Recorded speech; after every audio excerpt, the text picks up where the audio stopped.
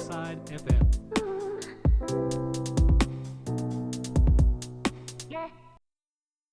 Todas as pessoas que você encontra no seu dia, cruza na rua, seja no trabalho ou até mesmo na igreja, carrega consigo uma guerra silenciosa, uma guerra que você não consegue ver. Uma dor que de fato não faz barulho, uma história mal contada, um capítulo que ainda dói demais para se tornar público e você conseguir enxergar. E por muito tempo a minha história foi exatamente desse jeito.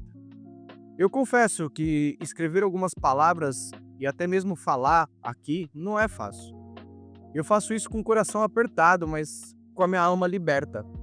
Porque contar essa parte da minha vida não é uma tentativa de exposição, é também um ato de cura. E é a forma que eu encontrei de honrar o caminho que trilhei e reconhecer que, mesmo nos ambientes mais doloridos, Deus nunca deixou de estar comigo. E eu nasci em um lar onde havia muitas brigas. Brigas silenciosas, mas algumas intensas e barulhentas, que em vários momentos se esbarravam em mim. Palavras duras, ditas no calor da raiva, me espancavam assim, em cheio com palavras. E muitas delas não eram nem pra mim, mas eu era o alvo, a válvula de escape de pessoas que me amavam, que não faziam isso por mal. E eu cresci com a minha alma confusa, tentando entender o porquê de tanta dor. E ainda hoje, quando eu falo aqui com muita compaixão nesse tema, sim, muita compaixão pela história da minha mãe, pela história do meu pai, pela história do homem que ajudou a me criar também. Porque com o tempo eu entendi que eles também carregavam suas guerras, também foram feridos por outras pessoas, também foram vítimas da própria vida, da própria história. E hoje, quando eu escrevo ou quando eu falo, é para dar nome à minha dor, para declarar que ela não vai me dominar, para dizer que foi dessa terra rachada que Deus fez florescer quem eu sou hoje. E se você acha que isso é raro, eu te convido a olhar ao redor. Segundo alguns dados, milhões de crianças cresceram em lares marcados por violência, não só física, mas verbal, emocional, psicológica.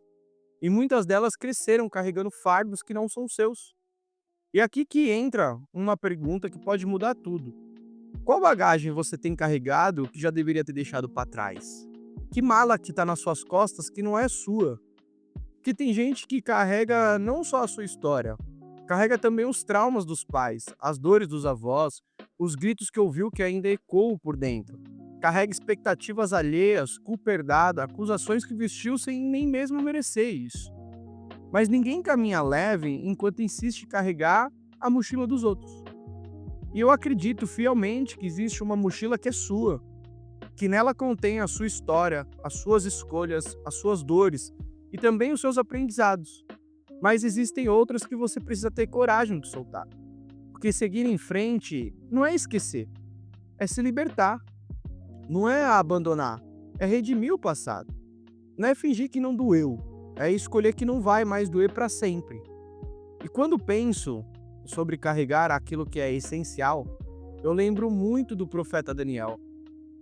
Aquele Daniel que não o Daniel exaltado pela Bíblia, mas o Daniel ameaçado, o pressionado, aquele que foi proibido de orar, intimidado por algumas leis que eu até tenho a ousadia de dizer totalmente injustas, confrontado pela cultura de um império. Era simples. Bastava parar, bastava se calar, mas ele escolheu abrir a janela, dobrar os joelhos e falar com Deus. E mesmo sendo lançado na cova dos leões, ele sobreviveu, porque o que ele carregava não era status. Não era uma influência hype de um influencer que tem nos dias de hoje ou uma defesa política. Ele tinha fé. E foi a fé que o sustentou na cova. Foi a fé que guardou ele, de fato, dos devoradores. Fé que se mostrou mais forte do que dentes e decretos. Enquanto muitos carregavam validação, aplauso, Daniel carregava o invisível. E foi o invisível que o salvou. E hoje, se for para você carregar uma única coisa, eu lhe aconselharia você carregar a sua fé. Uma fé inegociável. Aquela fé que não negocia a sua própria identidade, aquele que você nasceu para ser. A fé que permanece quando a pressão aumenta. A fé que não fecha a janela, mesmo quando o mundo o ameaça. Porque eu acredito fielmente que quem carrega a fé sobrevive a uma cova de leões.